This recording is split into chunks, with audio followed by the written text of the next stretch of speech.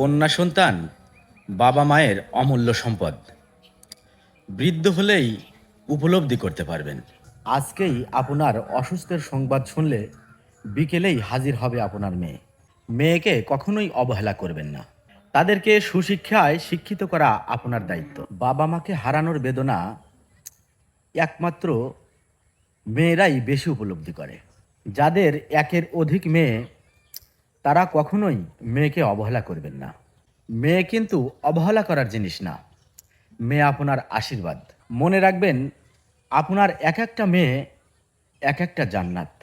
তাই মেয়েকে ইসলামী শিক্ষায় শিক্ষিত করুন। ছোটবেলা থেকেই মেয়েকে পর্দা করার শিক্ষা দিন। আপনার সম্পদ থেকে মেয়েকে কখনোই বঞ্চিত করবেন না। অন্যের হক মারলে নিজে জাহান্নামী হয়ে যাবেন। আল্লাহু আমাদের সবাইকে বোঝার মতো তৌফিক দান করুক। আমিন।